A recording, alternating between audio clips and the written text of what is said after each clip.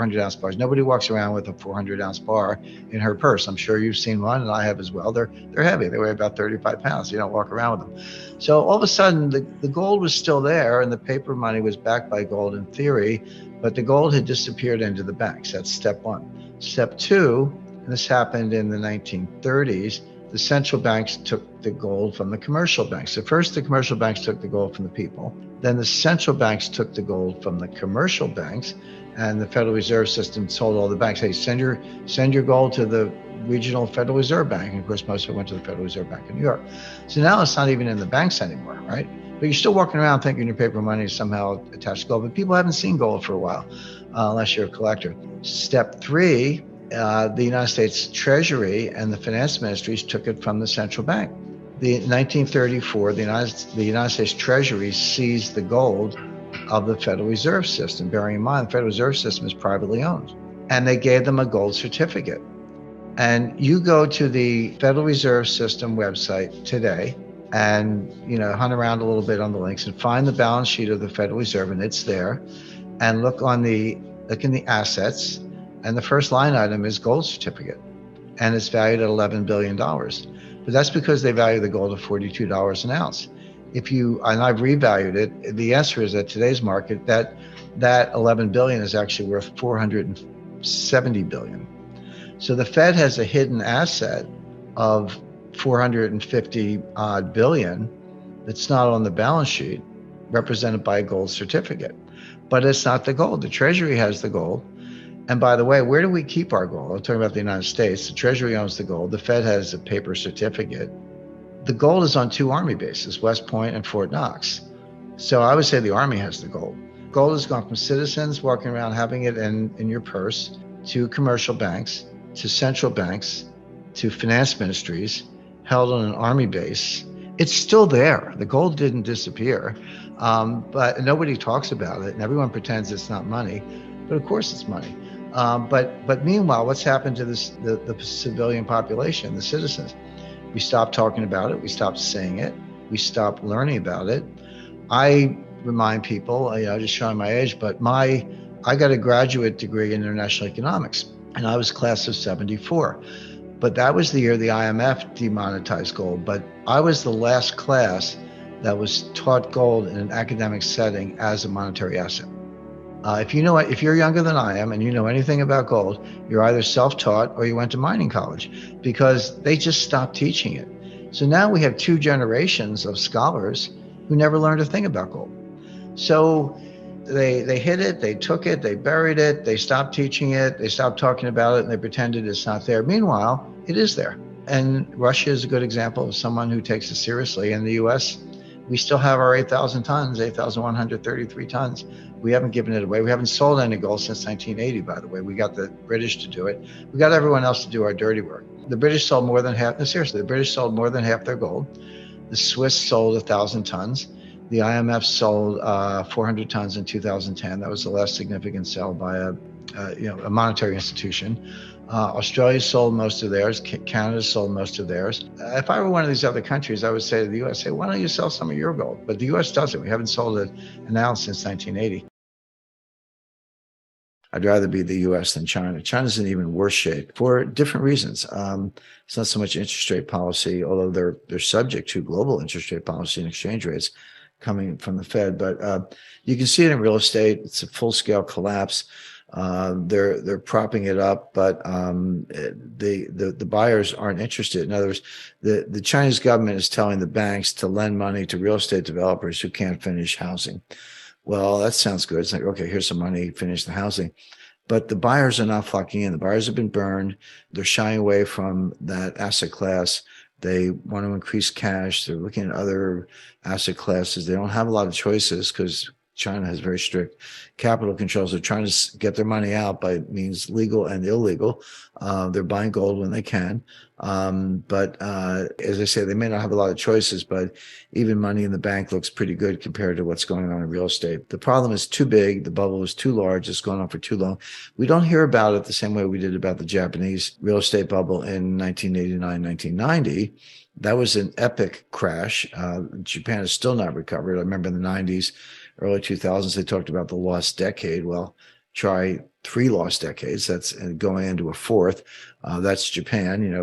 Eight, or I've lost count, actually 8 or 9 recessions since 1989. But it's really just one long depression. That's the way to understand the Japanese economy. China's going into something like that. We don't hear much about it because they're not transparent. They lie about their numbers. You need to look at private sources and use other analytic tools to understand what's going on there.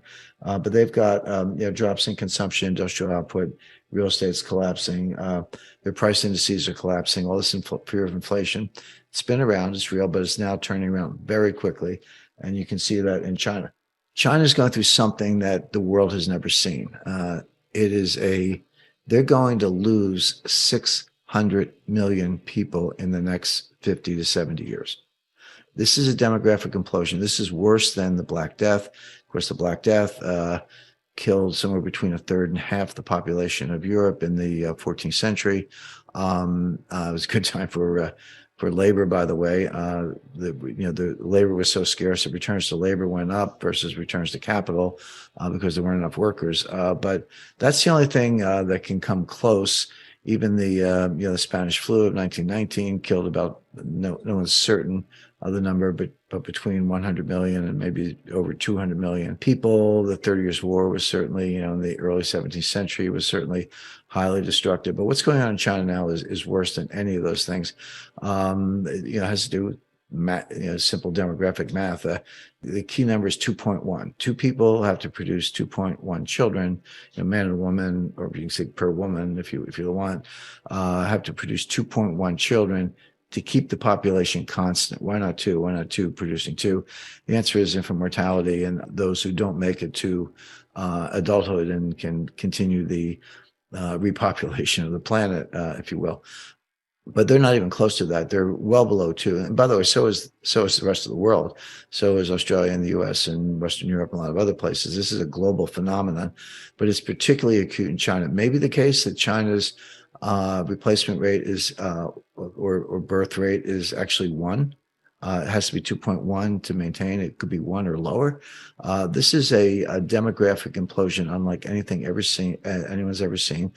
It also has a dynamic. You can't reverse it very quickly. It feeds on itself, as I was talking about inflation earlier. So this is going to continue for 50 to 75 years. They're going to lose 600 million people. There are a lot of definitions of GDP, 4 or 5-part definition. There are more complex calculations, but there's one really simple definition. It only has 2 factors: population and productivity. How many people are working and how productive are they? That's nominal GDP. That's one definition of gross GDP or nominal GDP. Well, if your population is dropping from 1.4 billion to 800 million, you're losing 600 million people. And then what about productivity? Well, the other thing that's going on is China's population is aging very quickly. So you get a population set people in the 70s, 80s, and 90s with very large amounts of cognitive decline, dementia. Obviously, there's no productivity there, but it's worse than that, because then you look at the shrinking population between the ages of 25 and 54. It's called their prime working age. More and more of those people are going to have to be involved in elder care. They're going to have to be basically caretakers or caregivers for the older population I described. A very worthy job, but not one that lends itself to productivity gains. Bathing hasn't changed in about 5,000 years. Robots don't do baths. The only real innovation in bathing in between 1870 and 1940, we did see the rise of indoor plumbing and hot water. That's good. I enjoy both, but that's it. I can't think of any other bathing innovations in the last several millennia. So if you have a shrinking working age population, a rising older population, high degree of cognitive decline, and a big slice of the working age population having to provide elder care or be caregivers for the older population, tell me where your industrial output's coming from. Tell me where your productivity is coming from. And sorry if I mentioned this already, but 50% of the water in China is poisoned because of, just their industrial practices. If you're a gold miner in Australia, I've invested in gold mines around the world. I know that places like Canada, the US, and Australia, if you use cyanide to leach the gold, and that's a very common technique, you have to account for every microgram. Whatever you put in, you got to take out, weigh it, dispose of it properly. In China, they just dump it into the rivers, and so the rivers are poisoned. So China is an economic, demographic, industrial, moral, religious wasteland, and will suffer. It's already in a recession. Just to cut to the chase, again, they lie about their statistics. So here you have the two largest economies in the world, U.S. and China. U.S. is slowly going into what I expect will be a severe recession.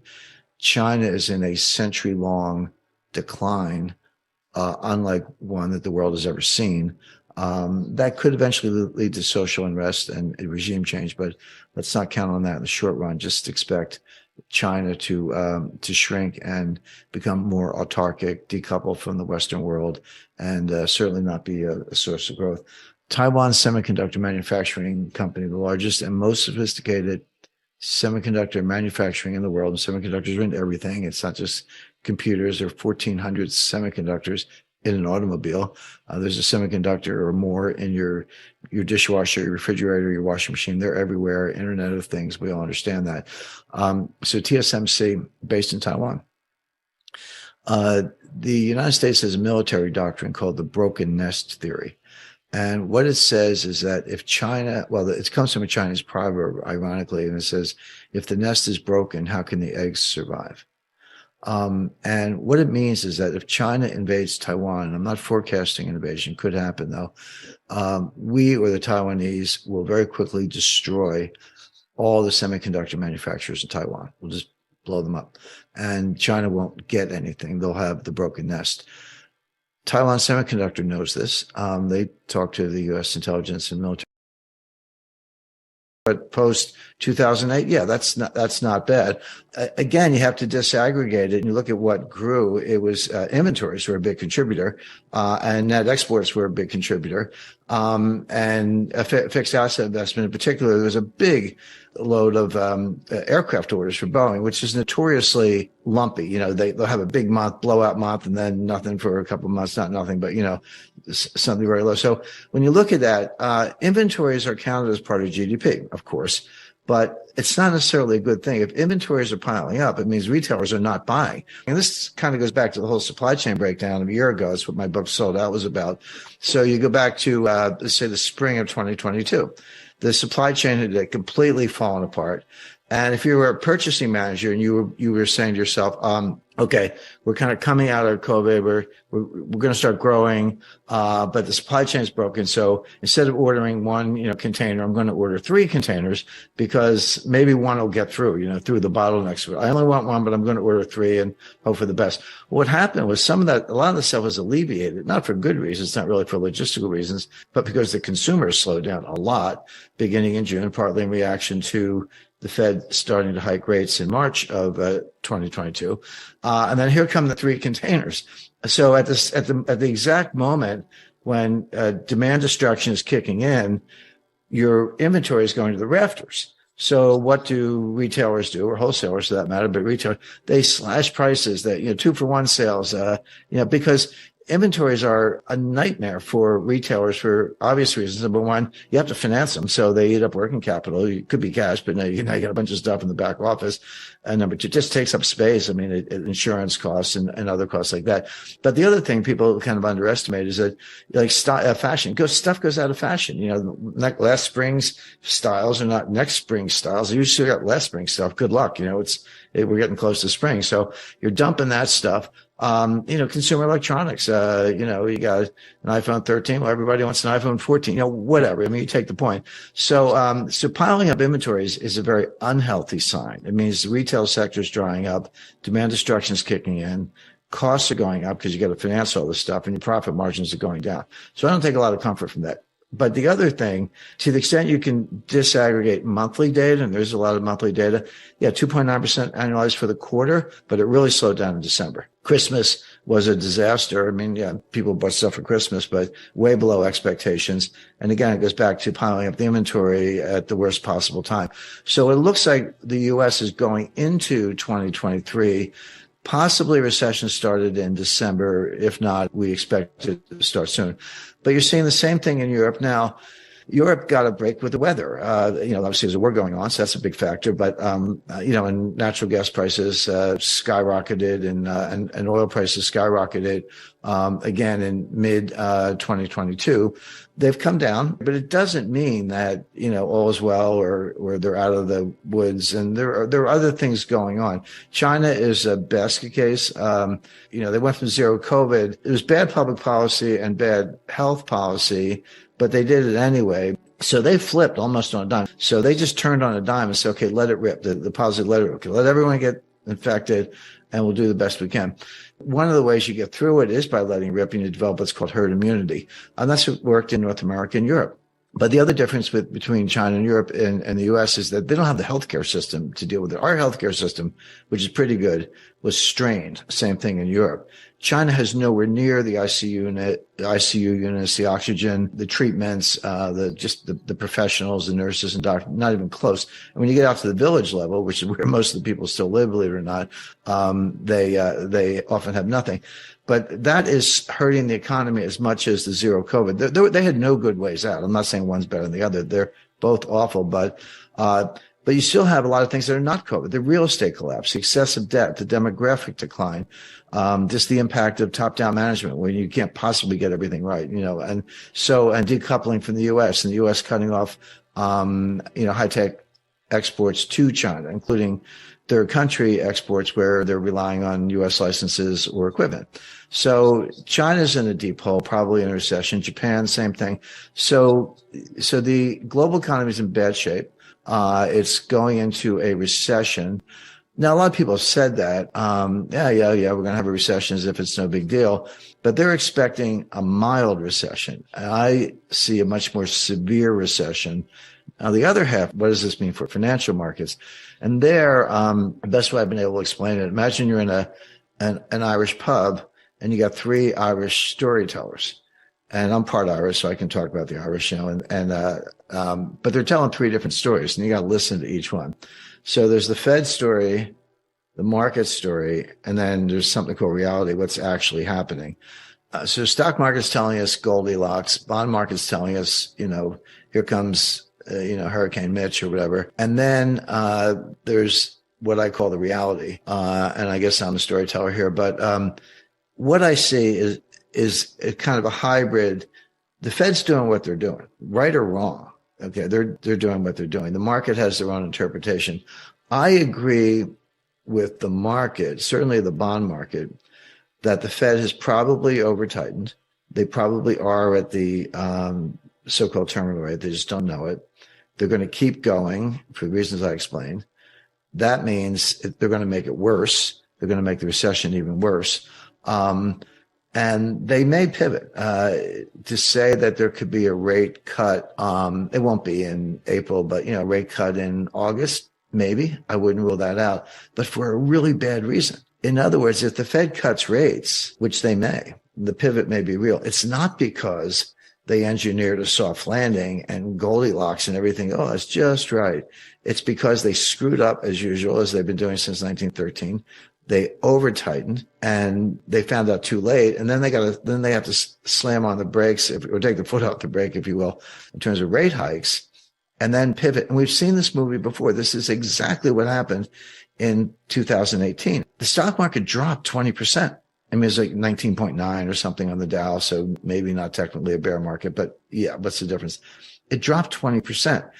The Fed was tightening into that collapse. The Fed tightened on December 16th, 2018, only like 8 days before the Christmas Eve massacre. And after most of the 20% collapse had already happened, they tightened one last time.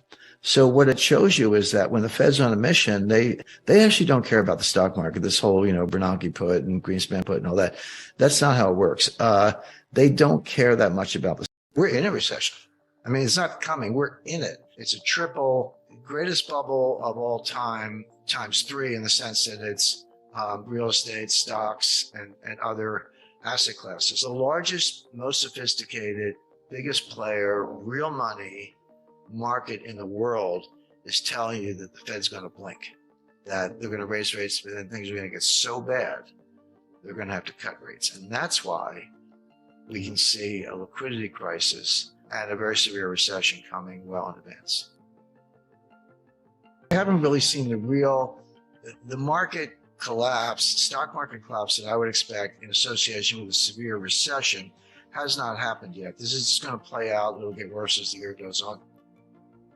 Inflation was going up long before the war in Ukraine started. So if everything is great until February 27th, and then Russia invades, and then all of a sudden the inflation goes up. All right, let's talk about it. But that's not true. This inflation goes back to late 2021. It was persistent in the fall. We all remember the Fed and the Treasury saying transitory, transitory, transitory. And then finally, I think Jay Powell was testifying before Congress. He said, it's time to retire the word transitory. So that was his way of throwing in the towel. And Janet Yellen admitted she was mistaken also. This is going to be part of what throws the economy into severe recession. They're raising rates and inflation is coming down. But what they don't know is, are interest rates coming down because they're raising rates, or have they already hit the terminal rate and it's coming down on its own and they just don't know it? And that's a big deal, because if they're at the terminal rate and they just don't know it and they keep tightening, which they are going to over tighten, probably already have.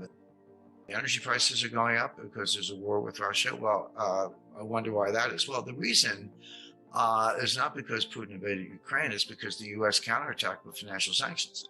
Now, bear in mind, go back to January 21st, 2021, when Biden was sworn in as president, and then went back to the White House. What was the first thing he did? He closed the Keystone XL pipeline. This is a pipeline that would bring oil from Alberta, Canada, into the United States, where we connect at a hub. I believe it's in Kansas, but somewhere in the central United States. And then the hub distributes it to the entire country. So he shut down that pipeline, which curtailed the supply of oil from Canada.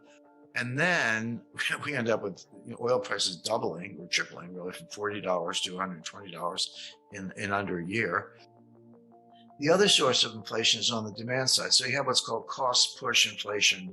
That's where supplies choked off, or there's an embargo, or there's a shortage, natural disaster, a lot of things. It's coming from the supply side, and demand is inelastic, so you just pay up or kind of do without. But the demand side is much more psychological. That's called demand pull inflation. That's when consumers behave the way I described, and as I say, I lived through the 70s, where hey, I better buy it today, I better buy it now. You're pulling all this demand forward and bidding up prices because you're worried that it's going to get even worse. So inflation is coming down, no question. But is it because the Fed has continued to raise rates, or is it because the Fed has hit a terminal rate and all they have to do is nothing, just pause, as they put it, and inflation will come down where they want? The market believes we're at the terminal rate. The Fed should just stop right now, leave it alone. Sooner than later pivot to, that's the new buzzword, pivot to rate cuts. And it's the anticipation of those rate cuts that has Wall Street all spun up. They get the pom-poms out and saying, buy stocks, buy tech, because the Fed's going to cut rates. The Fed does not see it that way at all. The Fed says, yeah, we're raising rates, inflation's coming down, but we're not at the terminal rate. We'll kind of know when we see it, but they think it's probably 5.25. That's a very good estimate based on what the Fed has said themselves. I started my career in banking in 1976, and so I remember my wife and I used to kid each other. She was in advertising, I was in banking, and the inflation was so bad, you'd get a raise every 4 or 5 months, and you didn't have to ask. They would just give it to you because they knew that you were going to quit if they didn't keep up. So she would get a raise, and she was making more than I was at the time. So we'd go out to dinner, and then I would get a raise, and I was making more than she was. So we would just tease each other about that. But that's how it was. And the psychology was, if you needed whatever, a TV set or refrigerator, new car, whatever, you say, I better buy it now because the price is going to be higher. If I wait a month or 2 months, the price is going to run away from me. So it had huge behavioral effects. Between 77 and 81, so that 5-year period, the dollar lost 50% of its purchasing power, not 15, 50. During the first part of the Great Depression, unemployment was high, output was dropping, trade was dropping. It was a very, very bad time, no doubt about it. But not everybody was out of work. Not everybody was poor. There were a lot of people with a lot of money at the time, but it was felt that being ostentatious was poor form. It's like, okay, I'm lucky I have a job, I've got some money, but I'm not going to buy a new car, buy a big house, or flash it around or whatever, because it's really not considerate of all the people who actually have fallen on hard times. Well, that was the narrative, but it's the worst possible economic advice, because it's precisely the fact that people with the money should keep spending that kind of can boost the economy out of a depression. So by people saying, well, even though I have the money, I'm not going to spend it because it's poor form, we're actually prolonging the Great Depression. Today, we are starting with the cost push inflation, mainly the price of energy, but the price of food is a big factor. And of course, they're related. It's like, here's the energy, here's the food. Where do you think the food comes from? To get the food, you got to feed the pigs and cows. What do you feed them? You feed them corn. How do you get corn? Well, you grow it on a farm. You need nitrogen fertilizer. You need diesel in your tractors. You get the food, you got to put it in a truck to get it from point A to point B. That requires diesel. The higher the diesel price, the higher the cost of food, because you're moving it by truck, etc. So these things, as I say, are linked. But food prices are going up substantially. And the two things you can't do without are gas in the car and food. So you have that cost push inflation. We're not quite at the stage where it's demand pull. We're not quite at the stage where individual consumers are behaving the way I described in the 1970s, saying, hey, better spend the money fast because it's losing value. This damage was self-inflicted, but don't be misled by the headlines, because they're, again, this narrative, but they're not actually doing it. So the point being, the price increase and the inflation in the U.S. has very little to do with Putin and everything to do with the U.S. handicapping its own energy industry, begging dictators for oil, and the influence of the climate alarmists. And by the way, that whole crowd want higher gas prices. They want gas to be $7, $8, $9 a gallon, because they expect that will accelerate the transfer to electric vehicles and make the electric vehicle more attractive relative to the internal combustion engine. Now, that's another fantasy. It will never happen.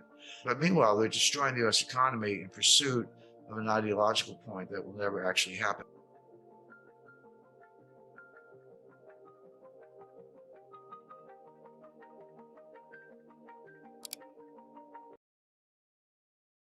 My example, they used a Swiss bank, UK law, put the gold in a third-party depository. If you wanted some of the new currency, you could deposit your own gold and get some of the currency or trade with them or run a surplus. So it was a replacement system, but you would need the gold to instill confidence. But they don't have bond markets, and they're not going to have them soon. So the yuan and the ruble aren't going to replace anything. Well, the repercussions may be felt for 10 years or longer, but the immediate impact is going to go well beyond the so-called sanctions. What the point I was really making was, we're slapping sanctions on Russia. Russia is hitting back with some retaliatory actions, and it's pretty easy to look at the direct impact of that, but there's second-order and third-order effects that will pop up all over the world and could very quickly get out of control. Think of it as the economic equivalent of a nuclear war. Nobody wants a nuclear war. But the one thing they all said in common, the one thing they all shared was, don't go there. And what they meant was that nobody wakes up and says, oh, gee, I think I'll start a nuclear war today. What a good idea. That never happens. What does happen is you get into an escalatory situation, back and forth, where you're escalating and escalating, and you end up in a nuclear war. You never intended it, never started out that way, but you end up there through escalation. Now take that, and that is good analysis. Take that and apply it to what is now, I would say, the first full-scale economic war, sanctions war. We've had sanctions, for a long time, and we go back to at least the 70s with Iran, but even before that, FDR put sanctions on Japan. Nothing on this scale. This is unprecedented in its scope and application. And my only point is, the effects of this are going to not just last a long time, yes, but they're going to pop up in very, very unexpected places. Let me make the point. There was never a war that was easier to prevent. There's never been a war that's easier to prevent, and there's never been a war that's easier to end. You could end this war in 48 hours or less. Having said that, I did expect that through a series of policy blunders and escalation, in this case military escalation and political escalation. And then later in the book, around on page 250 or so, I have a whole section on Ukraine, Russia, and natural gas. So this has been brewing for a long time. You can go back to the 2008 Bucharest Declaration, but if you had to pick one thing and say, hey, when did this thing take a turn for the worse? Right. So that we were on a path to war. That was the color revolution sponsored by Obama and Biden, which was a coup d'etat. I mean, the president of Ukraine at the time, he was pro-Russian, and Obama set out to depose him, and they did. And they put in Poroshenko, who was a U.S. puppet. And at the same time, like 2 months after the color revolution, 1 month before Poroshenko, Putin took Crimea. He said, okay, that's how you want to play, fine. You move away from neutrality, move towards NATO, I'll take Crimea, your move. And then there was nothing. Putin didn't take 1 square inch during the Trump administration, because Trump is highly unpredictable, but put Biden back in, who was part of the original Obama-Biden team. And so not only was Trump not in Putin's pocket, he was the only one who stood up to Putin in such a way that Putin didn't take 1 square inch of territory. He took Crimea under Obama. Now he's taking kind of half the country under Biden. Didn't take anything under Trump. So that completely debunks that. But just to take it 1 step further, who is in the pocket of the Ukrainians, at least? The answer is Joe Biden, because of Hunter Biden, who made millions of dollars from Burisma, their large natural gas company. Ukraine is ranked in the low 90s of the most corrupt countries in the world. In other words, it's at the bottom on a corruption list with the most honest countries being on top. Ukraine is very close to the bottom. It's the most corrupt country in Europe, one of the most corrupt countries in the world.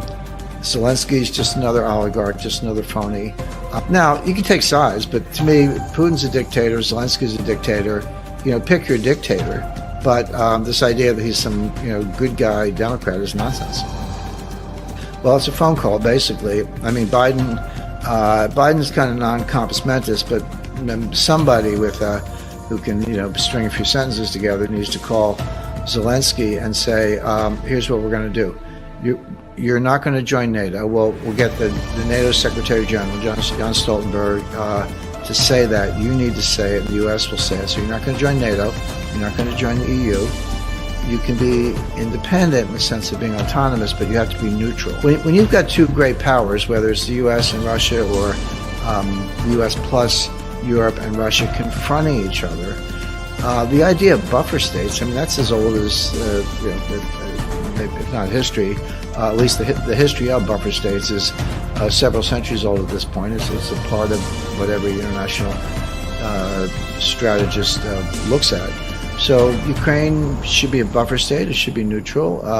That way Putin has no reason to invade, and we have no reason to try to push the borders of NATO to a point slightly east of Moscow, which Moscow hasn't been attacked from the east since Genghis Khan. These sanctions will not work to stop the war or slow the war or change the outcome of the war. Now, they absolutely punish the Russian economy. Yep. They punish Russian individuals, consumers, Russian citizens. They're going to have fewer options, more expensive goods. Their economy is going to slow down. Unemployment will go up. The ruble is devalued. All those things are true. But they're also true in the United States. We're going to punish Americans far worse than the Russians. We're already seeing. I took a long trip yesterday. I filled up my car with gas at the end of the trip. It was $76. Inflation's here. We all see it. Price of gasoline, eggs, milk, butter, groceries at the store, rents, electricity, home heating, fuel, you name it. Across the board, inflation's affecting everything. And it started really in mid-2021. So here we are, almost 2023. So it's been going on for well over a year. For the first 6 or 7 months, Jay Powell and, for that matter, Janet Yellen were like, yeah, we see it, but it's transitory. We know that story. Finally, November 2021, Jay Powell threw in the towel, said, okay, time to retire the word transitory. Now let's get to work. And they started raising interest rates in March 2022. And we're now up to Fed funds rate of 4%. They're going to raise them again in December 14th by another 50 basis points. We kind of still a little bit away from that, but we know it's coming. The Fed, this is the no drama Fed. They tell you what they're doing in advance. So I always say you don't need a crystal ball to figure out the Fed. You just need to listen to what they're saying and believe them. So they're going to do 50 basis points in December. That'll get the policy rate of the Fed funds target rate to 4.5%. But that's from zero. March 1st, it was zero. So to go from 0 to 4.5 in less than 9 months, about 8.5 months, that's amazing. We haven't seen anything like that since Paul Volcker in the early 80s. Now, I know rates are not 13, 14%, but to go from 0 to 4.5, I can say in 8 months is a shock.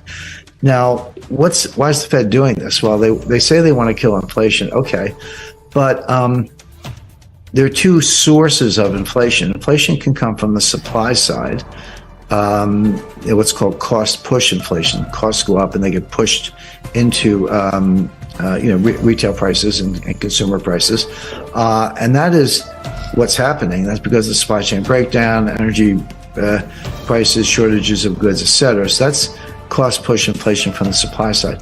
There's another kind of inflation that comes from the demand side, and this is much more psychological. It's when consumers say, they just have it in their heads, and maybe from objective data, that prices are going up, and so they change their behavior. They say, I was thinking of getting a new washing machine, but I was going to wait 6 months, but I better buy it now because the price is going to be a lot higher in 6 months.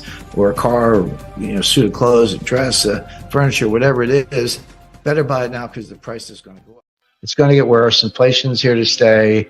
Commodities are going to boom. Oil prices are going to soar. Bonds are going to crash. And gold has been in a very funny situation, which is the following. Normally, you say, well, if there's inflation coming, why isn't the price of gold going to the moon? And why on earth would gold prices go up if there were deflation or disinflation? The answer is that you have to look at the yield to maturity on the 10-year Treasury note. That's our benchmark security. A lot of people look at LIBOR, but I'm like, no. If you're making investment decisions, you're buying a house, you're doing capital investing, these are all 5, 10, sometimes 20-year decisions. The 10-year note is the right benchmark for those large, long-term investments. Well, that's an alternative place to put money. You can buy gold, you can buy a 10-year Treasury note. So what's been true since last summer is as the yield to maturity on the 10-year note goes up, that strengthens the dollar, and gold prices have gone down because the dollar price of gold is just another cross rate, just another cross exchange rate. So a stronger dollar means a lower dollar price for gold. But if the yield to maturity in the 10-year note goes down, then that weakens the dollar, and the dollar price of gold goes up because a weaker dollar means a higher dollar price for gold. So curiously, the price of gold is being driven not by inflation in the abstract, but by the strength of the dollar, which is reciprocal to the interest rate on the 10-year Treasury notes. But here's what has changed. I talk about gold bull markets and gold bear markets, and I start my analysis in 1971, and I don't have to go through all that data, but that's how I think about it. And you're like, well, Jim, why 1971? Why not before that? And of course, 1971, it was when Nixon stopped redeeming dollars for gold. Americans couldn't even own gold in 1971. It was contraband. It was like drugs or machine guns or something. But foreign trading partners could redeem dollars for gold up until 1971. And then Nixon said no more. And then that was the final decoupling. But prior to that, gold was actually money. In other words, under Bretton Woods, gold was pegged at $35 an ounce. Prior to Bretton Woods, it was pegged at $20.67 an ounce. So we've gone back to the 1920s or earlier, through most of the 19th century.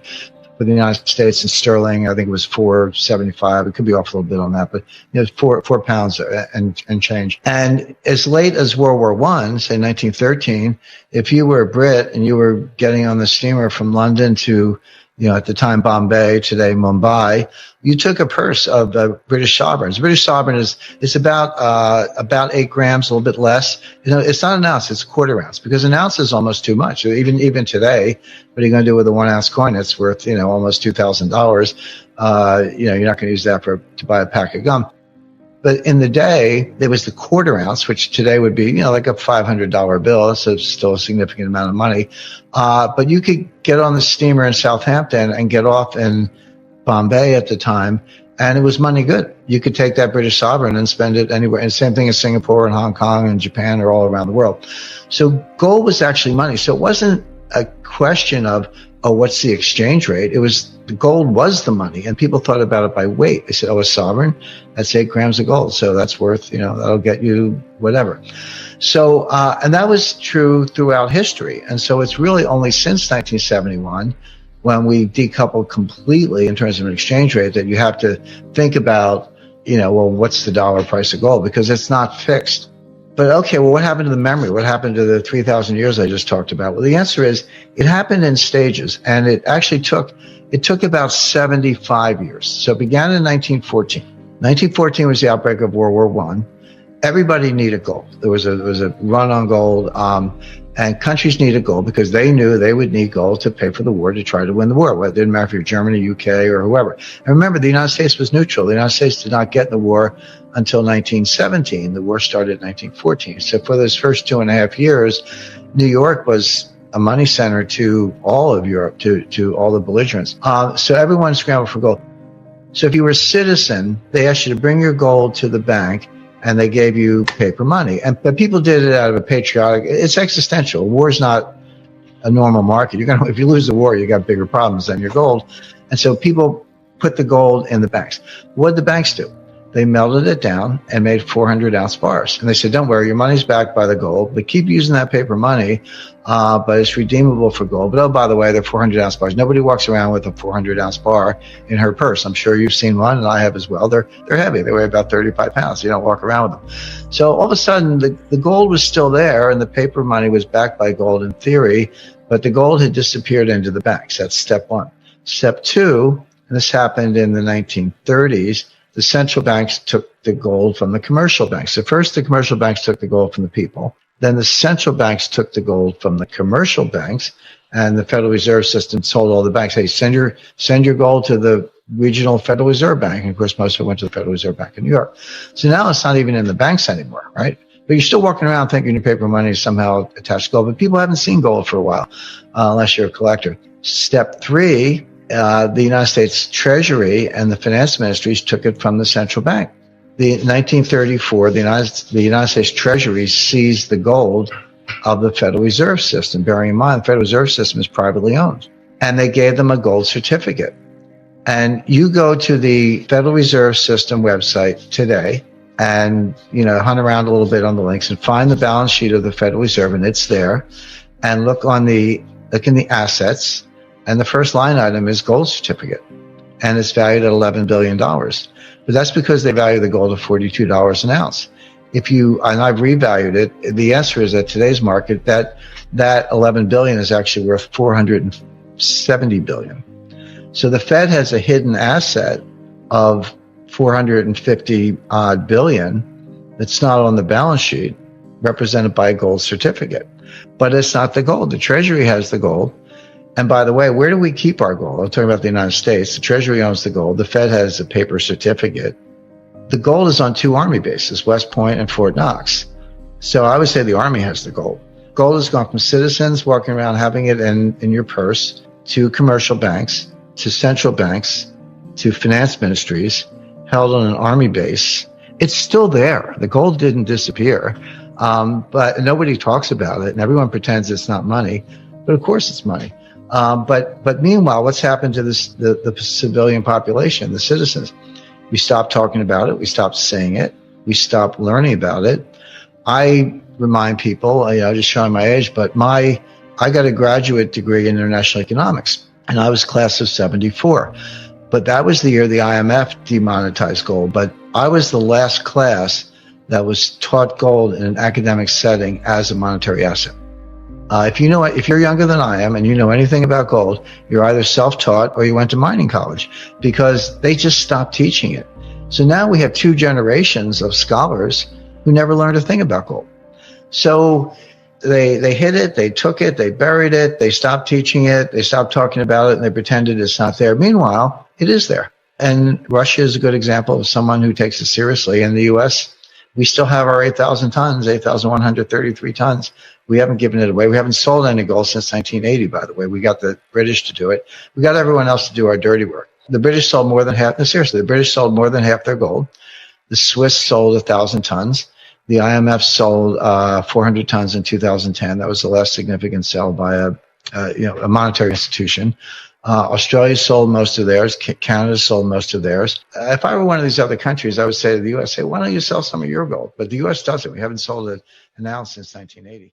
Inflation is coming down, by the way. And having said that, the target is 2%. So he's not there, but he's making progress. Now, Wall Street's saying, you're done. You did it. Mission accomplished. Inflation is coming down. You got what you wanted. Give it time. Stop raising rates. You're going to kill the economy.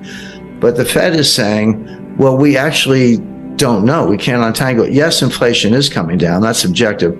But is it coming down because we're still raising rates? Or is it coming down because we're at the terminal rate? Those are two different things. And right now, and this is what Powell's been saying, the Fed leans to the view that they're not at the terminal rate, that inflation is coming down because they're raising rates. They have not achieved the terminal rate. So Powell and the Fed have said, yeah, inflation is coming down, but it's because we're raising rates, not because we're at the terminal rate. We're going to get to the terminal rate, and then we'll pause. And then if we're right, we'll just let inflation come down on its own. And that may take a year. So all this stuff about the Fed pivot and cutting rates and all that stuff, I mean, the Fed's thinking mid-2024 before they do that. Now, Wall Street, and I'll say markets, not just Wall Street, but the big money in places like the Eurodollar futures curve and the U.S. Treasury curve, which are highly inverted, are saying, no, you're not going to get that far. You may be at the terminal rate already. You're definitely going to cause a recession. It'll be more severe than you think, and rates are going to have to come down sooner than people expect. In other words, you've already achieved the terminal rate. You just don't know it, and you'll probably be the last to know. So with Wall Street, with the cheerleaders, sending that message, but with some serious market indicators, including yield curves, sending that message. Why is Powell sticking to the game plan as I described it? And the answer goes back to 1980, believe it or not, and what's called the Volcker mistake. And everyone knows, Volcker became Fed chairman in 1979. He stayed on until the early to mid 80s. And he did raise interest rates to 20% or very close to it to kill inflation, which went up to 15% at the time. But people forget that there was a recession in 1980. It was sharp but quick. It was over very quickly.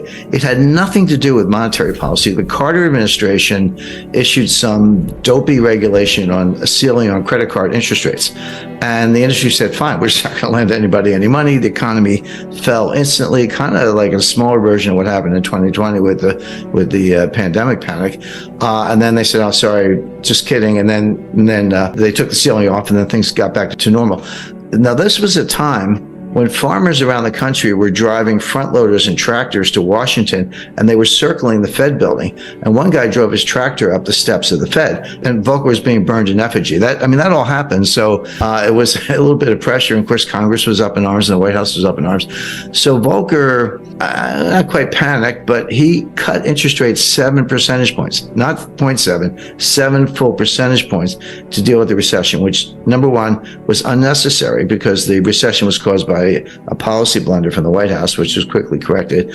And number two, he had not won the fight against inflation. Well, after he cut rates and we came out of that very quick sort of snap recession, inflation got even worse. And that's when Volcker had to raise rates to 20%. And Volcker, in hindsight, he said, we shouldn't have done that. We should have stuck to our inflation mission. So now Powell, remember, Powell's not an economist, he's a lawyer, so he kind of thinks like a lawyer. I can relate to that, looking at both sides.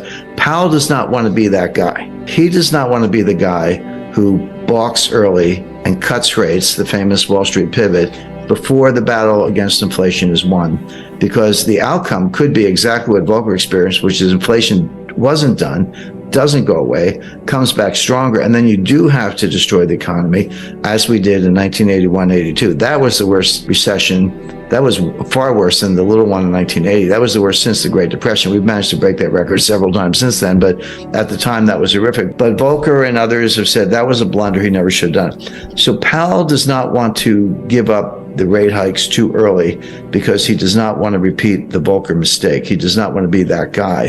And that's what's driving him, even as Wall Street screams, you're already there. So the question is, how does this play out? In my view, Powell probably is there. He probably is at something like a terminal rate. He probably doesn't have to raise interest rates anymore. He doesn't believe that himself. His models tell him otherwise because they're relying on the Phillips curve, which is junk science. I mean, the last time I looked at a Phillips curve, it was flat. At least where I went to school, curve was curved. This thing is flat. There is no correlation between unemployment and inflation. There just isn't. But the Fed thinks there is. So I always tell people, if you want to forecast Fed policy and understand the Fed, don't think like a rational person. You have to think like the Fed. You have to get inside their heads or else you're going to get it wrong. So they're looking at unemployment, which is the lowest. The unemployment rate is the lowest since 1969. Well, if you believe in the Phillips curve, then that's a sure sign of inflation. You know, as I say, even though it's coming down, it's still pretty high. They think they have to keep fighting this fight.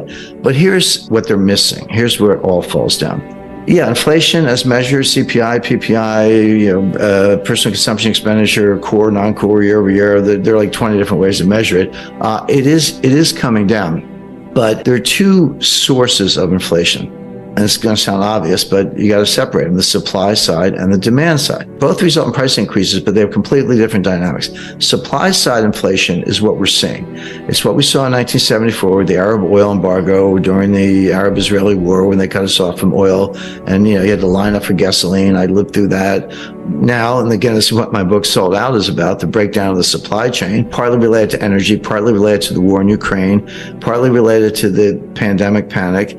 As I explained in the book, it actually predates that. The breakdown started in 2018 with Trump's trade war, and then COVID made it worse, yes. Ukrainian war made it worse, yes. But it really started before that. So, of course, prices went up and people were trying to pay whatever they had to get what they needed, and energy prices were a big driver of that. So that feeds through as a form of inflation. The other kind of inflation is from the demand side. So the supply side is called cost push. Costs go up and they push it onto the consumers. The other kind is from the demand side. It's called demand pull. And basically consumers have a change in mentality. They're worried about inflation. They would say, hey, I was thinking about buying a refrigerator. Gee, I better go buy it today because if I wait for 6 months, the price is going to go up. Or apply that to anything, a new dress, new suit of clothes, whatever. And so you're pulling demand forward and it's behavioral. And that will also drive prices up. But they're very different things. Now, cost push can morph into demand pull. That's what happened in the 70s. It started from the supply side, but by the late 70s, 80s, and Volcker, which we've just been talking about, it had tipped over into the demand side. That hasn't happened yet. We've had the supply side inflation, the cost push. It hasn't yet tipped into demand pull. It hasn't really affected consumer behavior that much in terms of people anticipating more inflation. It could, but it hasn't happened yet. Here's why that's an important distinction. Cost push inflation negates itself. You know, the old saying that the cure for high oil prices is high oil prices. So it tends to negate itself, whereas demand pull feeds on itself. Powell has not made that distinction. And if I'm right, I think I am right, and the evidence backs that up, this inflation will come down, not because the Fed is raising interest rates, but because higher prices destroy demand all on their own. So it does tend to depress demand, destroy demand, and hurt the economy. And then it slows down, and then the inflation comes down on its own. That appears to be happening. But Powell hasn't really made the distinction. He's fighting the left's war. I hate to use a cliche, but he's fighting the Volcker war. Powell doesn't want to repeat the Volcker mistake. He thinks the battle's not won. He has to get to the terminal rate. In reality, he's probably already there. The future is very positive for gold. You have the normal vectors. Supply is flat, but has been for 6 years. Demand is going up. Central banks have flipped from net sellers to net buyers. That's a big deal. Retail and institutional interest is higher, so that's good. Geopolitical threats, don't need to say a lot. From the U.S. perspective, Iran, China, North Korea, Venezuela, Russia, you name it. So that's the vector. But the biggest driver right now is what I referred to a few minutes ago, negative real rates. Because gold, as a form of money, which is how I view it, competes with other competes with other instruments, treasury bills, et cetera. Well, if they have high yields and gold has no yield, you want the treasury bills. But if interest rates have negative yields and gold's just flat, gold looks more attractive. So that's the main driver, and that's going to continue.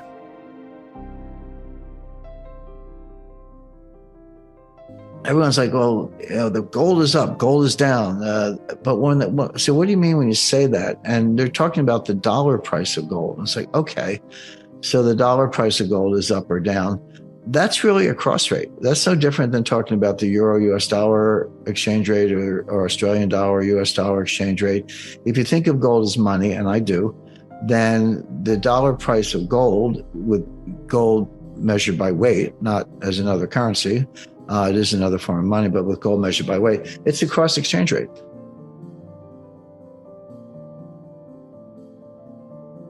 When the price goes up, I would say that what's really happening is the dollar is going down. In other words, I think of gold by weight. I'm interested, do you have a ton? Do you have 50 kilos? Do you have 5 ounces? Whatever you have as an individual investor, as a bank, I think of it by weight. Because when someone said gold's really going up, I said, well, no, the dollar's going down. You need more dollars to purchase a fixed quantity of gold, which means the dollar is worth less. And when people say gold's really going down, I say, no, the dollar's worth more, and you need fewer dollars to purchase a quantity of gold. In other words, when people talk about price, the first thing they do is they're really talking about dollars. This is a euro price for gold, but the world market is based on dollars. You're privileging the dollar as the numeraire. The numeraire is your counting system. Is it yards, inches, feet, whatever. And if you put the dollar first and say gold is in dollars and it's going up or down, I think you have it backwards. I think you need to put gold first by weight. And then if it's worth more, the dollar's going down. If it's worth less, the dollar's going up.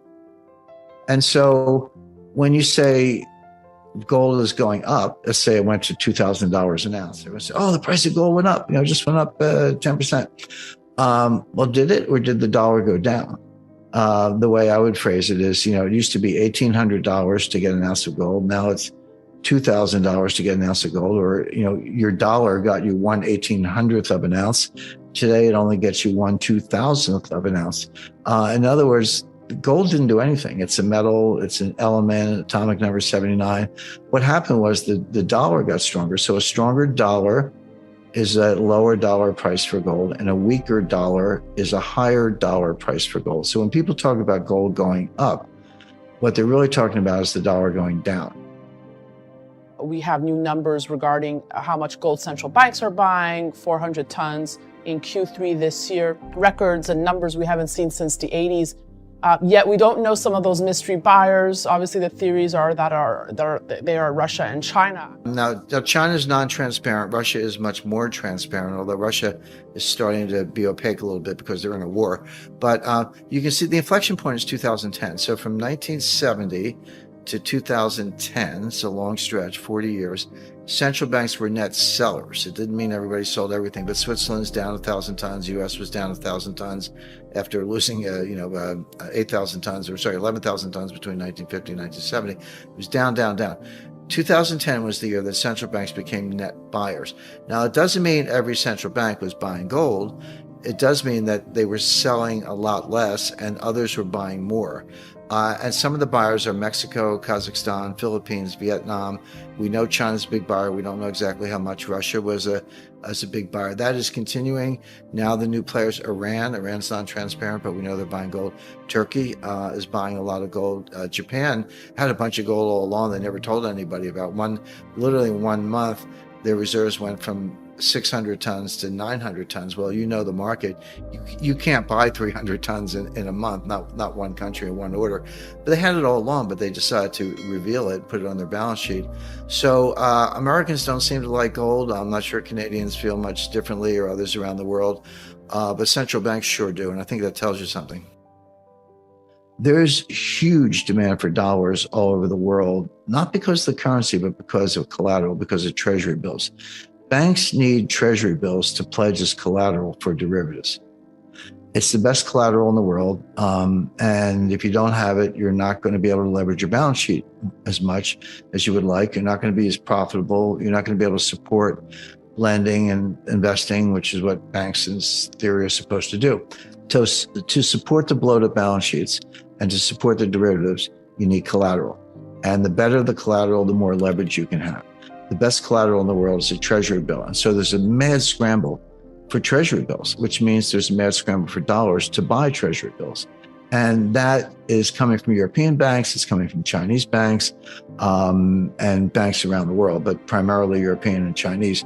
And that's not going away. So it's funny to hear people think it's funny to hear anyone talk about a dollar collateral shortage, like, hey, haven't you flooded the world with dollars? Hasn't the Fed printed $9 trillion? And the answer is they have. But that's not the measure. It's a high multiple of that. It's the dollar value of all the collateral. Because in the repo markets, I pledge the collateral to you, and then you pledge it to somebody else, one of our colleagues, and then she pledges it to somebody else, et cetera. That collateral gets pledged 50 times and supports not $1 a balance sheet, but $50 a balance sheet for $1 of collateral. And so you restrict the collateral, you're restricting the balance sheet. The dollar as a reserve currency will not be deposed overnight, but as a payment currency, there's a difference between a reserve currency and a payment currency. Anything can be a payment currency. If I want to pay you with baseball cards and bottle caps and you're okay with that, then it's a currency. So all of these organizations are working on new payment systems right now, and they're going to start to roll them out this year and later. So that's going to be a radical change in how we pay for things.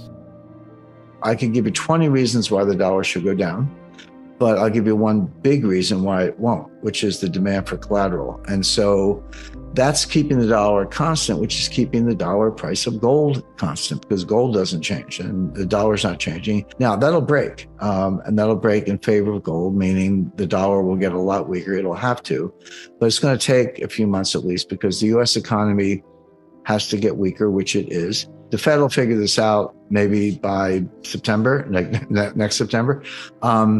And then they'll ease a little bit and they'll try to weaken the dollar to try to give the U.S. economy a boost. But we're not there yet. So it's going to be, now that doesn't mean the price of gold is going down a lot. I'm just saying it's not going to go up a lot. It's going to chug along kind of sideways. But when it breaks, it's going to break big to the upside, because the dollar is going to go to the downside. But that's probably at least still a few months away, maybe longer.